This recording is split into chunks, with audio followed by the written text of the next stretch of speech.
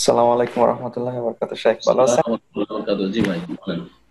আমার দুইটা ছোট ছোট প্রশ্ন। প্রথম প্রশ্নটা হচ্ছে যে আম, আমরা যখন দোয়া করি আসমাউল হোসনা দিয়া, এটা কি অর্থ সহকারে দোয়া করা লাগবে নাকি শুধু আল্লাহর আসমাউল হোসনা দিয়া দোয়া করলেই হবে? অর্থ সহকারে বলছেন? জি। না, অর্থ। অর্থ সহকারে দোয়া করা লাগবে না, কিন্তু আসমাউল হোসেনা দিয়ে দোয়া করা মানে এই নয় যেমন আমাদের দেশের প্রচলন, ইয়া রহমান, ইয়া রাহিম, ইয়া মালিক, ইয়া কুদ্দুস, না না কিছু দোয়া করলেন না। এটা সেম ওই রকমই যেমন আপনার পাঁচটা ছেলে আছে, আব্দুর রহমান, আব্দুল্লাহ, আব্দুল মালিক, আব্দুল খালেক। আরে এটা কি বললেন আপনি, শুধু নামগুলি বলছেন, লাভ আছে? তাহলে লাভ হচ্ছে, বা আপনি মানে একটা উদ্দেশ্য নিয়ে কথা বললে বলতে হয় আব্দুর রহমান তুমি এই কাজ করো, আব্দুল্লাহ তুমি এই কাজ করো, আব্দুল মালিক তুমি এই কাজ করো, ঠিক আছে? জি। তো আল্লাহ রাব্বুল আসমা সিফারা, আসমা হুসনা দিয়ে দোয়া করা মানে হচ্ছে ইয়া রহমান ইরহামনি, হে রহমান তুমি আমার রহম করো। হ্যাঁ, হে গাফফার, হে গাফুর তুমি আমাকে ক্ষমা করো। কথা বুঝতে পারছেন? জি। তো তারপরে ইয়া কওয়ি আমাকে শক্তি দান করো। এইভাবে দোয়া করেন। এটা হচ্ছে দোয়া করা, ওয়ালিল্লাহিল আসমাউল হুসনা ফাদউহু বিহা। আল্লাহ বলছে আল্লাহ সুন্দর সুন্দর নাম আছে, সেগুলির ওসিলায় সেগুলির মাধ্যমে দোয়া করো। সেই নামটা বললেন আর তারপর বলছে আল্লাহ তোমার যেহেতু এটা গুণ রয়েছে তুমি আমাকে এটা দান করো। হ্যাঁ, হে ওয়াহাব, হে মহান দাতা তুমি আমাকে সন্তান দান করো। যেমন ইন্নাকা আনতাল ওয়াহাব, ইন্নাকা আনতাল ওয়াহাব, কোরআনে কারীমে দোয়াগুলি তো রয়েছে আল্লাহ তুমি মহান দাতা, শুধু আমাকে দান করো, আমাকে এই দান করো সেই দান করো, আপনি ওয়াহাব, রিয়া ওয়াহাব তুমি দান করো, এইভাবে দোয়া করবেন আর কি।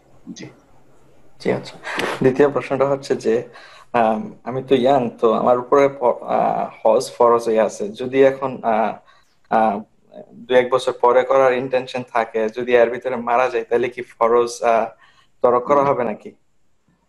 হজ যে বছর আপনার ফরজ হয়ে গেছে মানে এখন আপনি হজ করতে পারবেন, আপনার সংসারের খরচ বাড়িতে 1 মাসের জন্য যতদিনের জন্য আসবেন রেখে তারপরে আপনার কাছে হজের টাকা হয়ে গেছে, সেই বছরই কিন্তু ফরজ।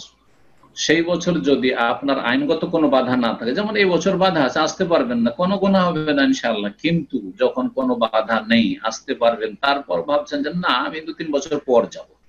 অনেকে বলছেন স্বামী স্ত্রী একসাথে যাব, এই জন্য 2-4 বছর দেরি। না না, স্বামী স্ত্রী জরুরি নাই, আপনার হজ ফরজ হয়েছে, আপনার স্ত্রীর কে হজ করে দেবে আপনার টাকা দিয়ে, এটা ফরজ নয়। যে এটা ফরজ নাই, এটা ইহসান, যদি করলেন ভালো, না করলেন অসুবিধা নেই। আমার কাছে একজনের জুটেছে, আমি নিজে হজটা করে আসি, আমার ফরজ হয়ে গেছে।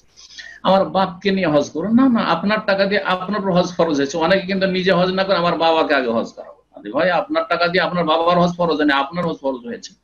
এই বিষয়গুলো বুঝতে হবে। তো হজ ফরজ হয়ে যাওয়ার পরে কোনো শরীয়তি ওজর যদি না থাকে, কোনো পার্থিব কোনো বাধা না থাকে, নিরাপত্তাহীনতা না থাকে ইত্যাদি, এক কথায় কোনো বাধা না থাকে, তাহলে সেই বছরই হজ আলাল ফর করে নেওয়া ফরজ, এটি হচ্ছে সঠিক মত।